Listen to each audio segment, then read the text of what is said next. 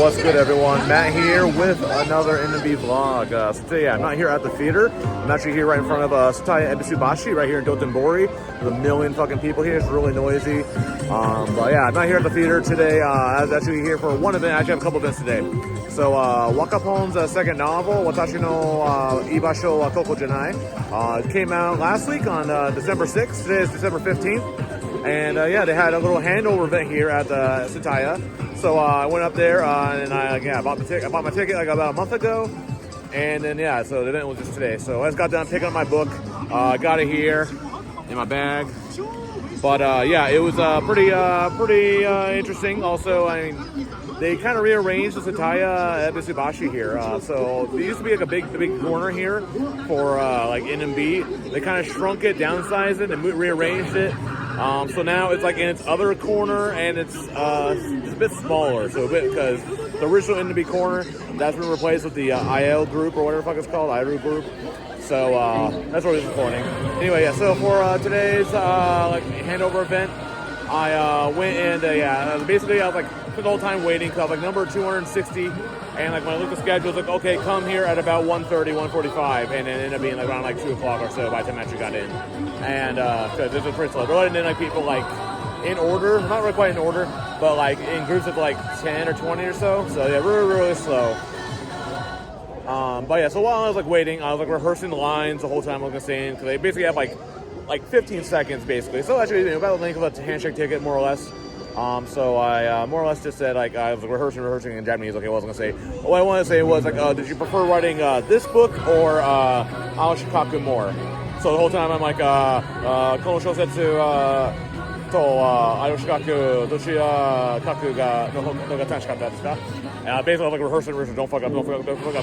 Luckily, I managed to do it properly. I think they were a little generous, a little nice to me. Maybe time went slower, or I don't know. I'm like secretly Nihongo Jozu, but I was able to do it. So yeah, and so she said basically, oh yeah, I liked writing this book more just because there's a whole lot like more stories to tell in this one, because it's kind of like a multiple character, kind of like anthology story or something. I haven't read it yet. Even though I bought this like a week ago, I bought it for Arda. Shout out to Arda. Because like they were selling like signed copies of this, but like only like on the first day or so. It sold out like on like a day or two later. So managed to get him that. And but yeah, this is my first. Like, I bought this copy for myself. So yeah, so I'm gonna try reading it. You know, I didn't finish the first one. I got like about 86 pages or so into it. It's like a 200 and something page book, so pretty long. I think this one's longer, but I'm interested to see how it goes. So. Well, the really nice thing at this event was, so they had the plastic screen, but like only like, kind of covered like the first top half or so. So it wasn't as restrictive as like the handshake event. Also, I think this is the first event where we didn't have to wear masks if we wanted to talk. Usually whenever they did like these handover events like at Tsutaya or Tower Records, we always had to wear masks if we wanted to talk to the members, which is like, the whole point of doing the fucking event anyway. But yeah, it's nice. Yeah, actually, I saw like half the people were wearing masks. I think it's just because like it was December, it's like flu season, so people were just wearing masks because they're sick and coughing. But yeah, actually I forgot to wear a mask. I forgot to bring a mask completely. But usually they provide them. But yeah, luckily that was nice. So I didn't have to wear any masks. And yeah, she was able to communicate pretty well with her, so that was good. But yeah, that was the Wakapon handover event for her second novel in stores now. You can go check it out. Watashi no Ibasho koko janai on Amazon, on Kindle. I think on like digital storefronts as well. I'll let you know how it is when I get around to reading it. But yeah, I have another event here later tonight. I'm gonna go over to the theater. Gonna go watch Watera. They have a special show. They actually have 2 special shows today. But I'm going to be touching the later one, so you guys can look forward to that, so I'll let you guys know how that goes later. Alright, we finally made it to the theater. So yeah, I just watched the Watera Comedy Live, so special live. So this is part 3. Part 1 was back in September. I didn't watch that for some reason. I think I had like no money, or I was like doing stuff, I don't know. And then part 2 was earlier today in the afternoon. So I didn't actually win tickets for that one. I applied for both of these, both the afternoon one and the night one, part 2 and part 3. Just like in case back up in case I can go to one of them. I don't care if I go to both of them, but I just want to go to at least one of them. So yeah, I ended up winning this one, the night one. So, but yeah, I watched the second one. I watched the live stream of that from home, and so it was pretty interesting. So that one was mostly talking, a lot more talking stuff. But it was pretty interesting. There's some funny topics there, and also like they looked over like their old like audition videos, like when they first were joining NMB. and that was a good laugh too. So that was like kind of the highlights from the part 2 one. But yeah, I wasn't there. But yeah, anyway, I did go to part 3, and so yeah, today I was ticket 146, and put me actually in the very very back row, but like just center, like just off center. So yeah, usually the back row sucks.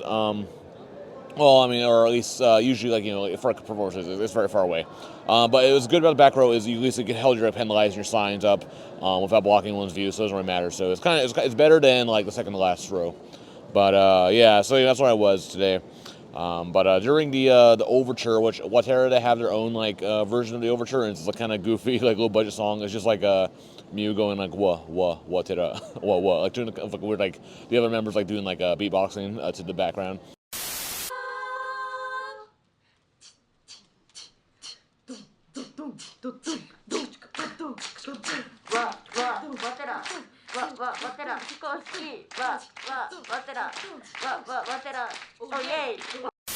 Actually, I wrote that down like on my sketchbook. I tried to get it on camera, but actually I was like pointing at the camera.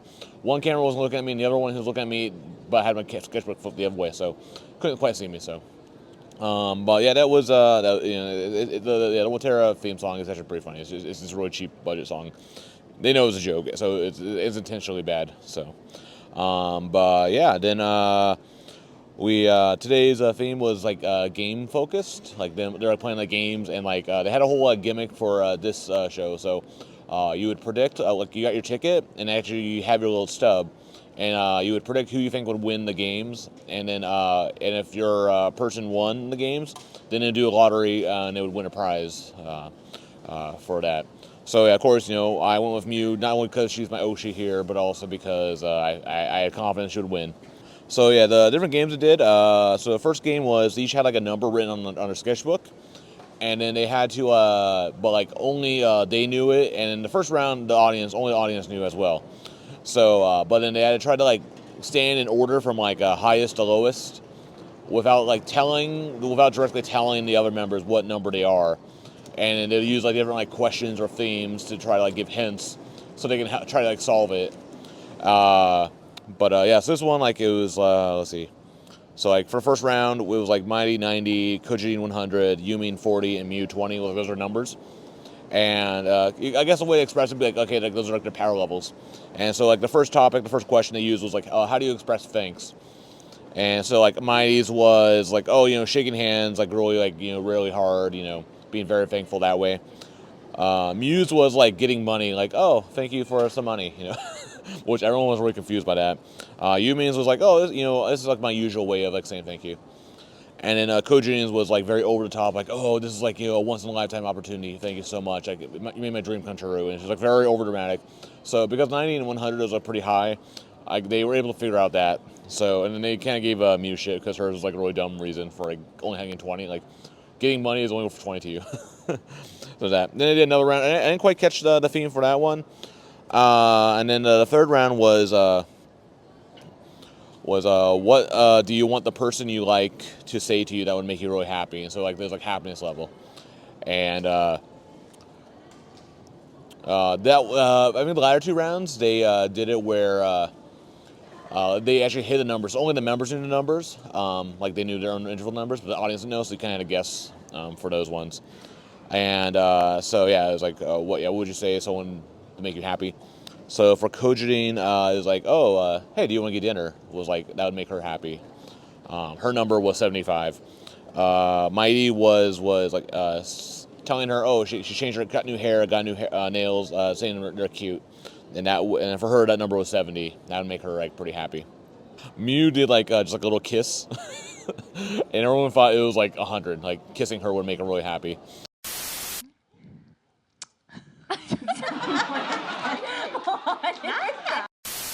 Yumin was inviting them to do something, just plainly. So, and apparently that was 65. Mew's ended up being number 5, and so she's like, yeah, they tried kissing me, or like they said like, oh, you're cute, and then like do a little kiss to her. That should make her unhappy. so she basically messed up the game. But that was pretty funny. So yeah, that game didn't really count. That was just like a random like variety game. So it was pretty funny though. So that. Then they had a poo time. So yeah, at the Watera shows, they have a little poo time where like you hear like a voice clip of Mew saying poo poo poo, and that's like basically a music break. So actually for the first the show today, they did Which One Do You Like, the quintet song. But for this one, they did Manatsu no Sounds Good. No, Manatsu no Christmas Rose. So like the old boomer ass AKB song, but it's Christmas time, so that's the reason why I chose it. Also, they sing it live. So the first show they did, like not this show today, but like the one they did back in September, like they hadn't like rehearsed, they hadn't like memorized the lines to the quintet song, so they like messed it up royally. But they did better when I watched the stream this time, so they got their revenge. This one also it was all right, so they did that. Yeah, then they actually had like the actual game that mattered. So it was basically whoever had the most points would win. And so the theme of the games was like thinking of a challenge that only you could win at, or a challenge that you could beat the others at. So Mighty's challenge was tongue twisters. Kojirin's was like not saying any Kansai ben because she's originally from Saitama, so up north of Tokyo. So yeah, she would be good at not saying Kansai ben. She actually had to learn Kansai ben when she came here. 私和田美優ちゃんどうしてなんでこのキャラになってみたいなってなれるよさ表情がバカにしてるこう見えてくると違うよねまあいっか今ちゃう言うたぞ誰がちゃう言ったはいアウトYumin's was doing planks. さんのねいけるかもあれを背負ってるからちょっと待って肋骨さんはその無理しないでください And then Muse was like doing like the moe lines, like the lovey-dovey lines, make you fall in love with you. So with the tongue twisters, actually Mew ended up winning the tongue twister game. And then for the planking, which was Yumin's challenge, she actually got third place. Mighty was out first. Then it was Yumin. Then it was basically down to the wire with Mew and Kojirin, and Mew managed like to hold on until for like a minute 50, which was pretty long. Also, she was like squealing the whole time. It was pretty funny. Everyone was laughing at her, so that was pretty funny. ミュウが意外と強い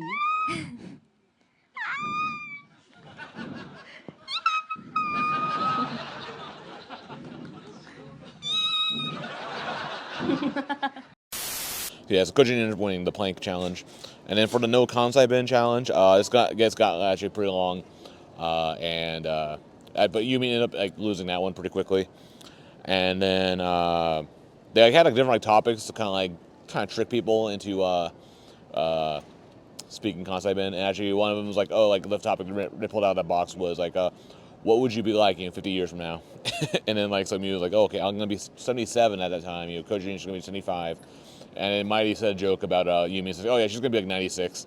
And then Yumi got real angry. She wanted to throw one of these pillows, but ended up being Mighty. Ended up winning that one. And Kojin just decided to sit it out just because she already doesn't speak Kansai ben. So yeah, so there's that. And then lastly was the moe itself, which was Christmas, like a Christmas date, like Christmas night date or Christmas Eve date. Because in Japan here, Christmas is not really a family holiday; it's more of a date holiday. It's kind of like Valentine's Day. So yeah, basically that was the situation. They had some pretty funny lines for that. So Mighty's was like, "Oh, I'm wearing a ribbon today. That means I'm your present." So kind of a low-hanging fruit one, easy one to go for. Kojin was like, "Oh, you're dressed up as Santa? I'm dressed up as a reindeer." And then she had little antlers. She said she had antlers, but actually it was from some tree branches that she ripped off just nearby. So that actually was a pretty funny joke. Yumi did a mature, sexy one, talking about the underwear she was wearing or something. And then Muse was very over the top, and so she actually used Mighty as a prop, as a partner for her gag. And so basically it's her oh, I broke up with my boyfriend, so I'm really sad. I don't want to be lonely on Christmas Eve. Will you be my boyfriend next year? And then they Mighty agreed, and they started making out on the couch. So it was pretty funny. So she ended up winning that just overwhelmingly. So that was pretty fun. Which then made basically caused Mew to win. So she had 2 points, Kojin 1 point, and then Mighty 1 point. So I voted for her. So okay, it's my chance. I'm gonna win. And they pulled out the number, and it wasn't my number. It was some random guy. It was number 50 something. So I had number 100. I was hoping it was at 100 just to get me a little hopeful, but no, it was 50 something. But yeah, that was a good. Also, I just remember during the plank part, it was really funny. Mew asked, when we do the planks, should we be facing the audience or should we be facing the wall? And like basically, if they're facing the wall, they'd be like showing like their asses and stuff, like showing the upskirts, and everyone like got mad at her. I was like, you're giving too much fan service, so that was pretty funny. And then then we had our last poo time, which was Gambara Nui with Yumin wearing the crab hat.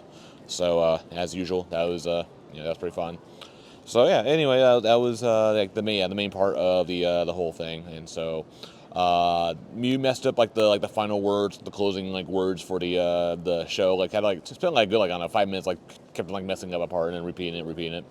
And then during the Miyakuri, I guess like they said beforehand, like, oh, we're gonna do air handshakes. Like they said like as a joke at first, but then when it came back out for the Miyakuri, they actually were doing air handshakes. Like the first 2 rows of people were doing it, and everyone laughed because like, oh, they're actually doing it. It's pretty funny. So yeah, I actually prepared something during the Miyakuri. I just wrote like Watera big love, and so and then I tried doing the handshake with them. But it was a little sloppy.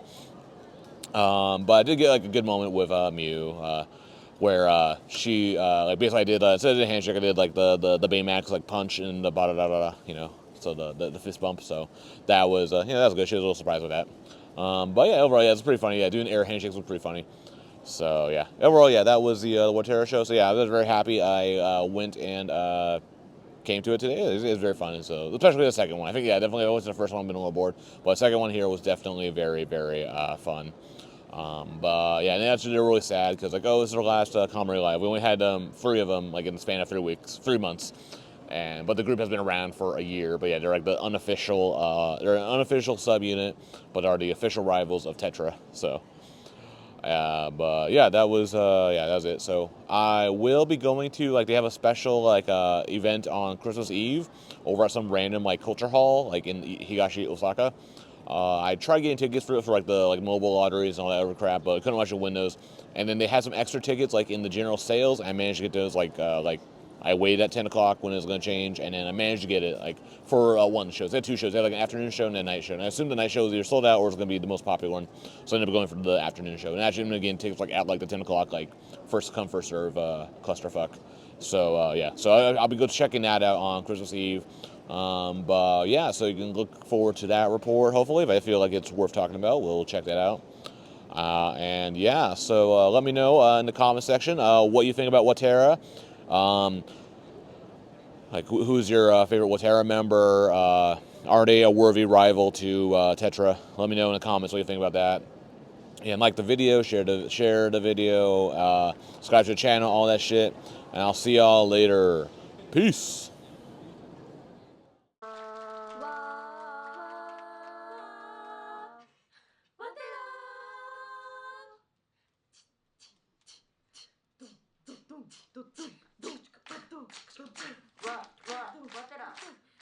Watera, 飛行機、Watera, Watera, oh yay!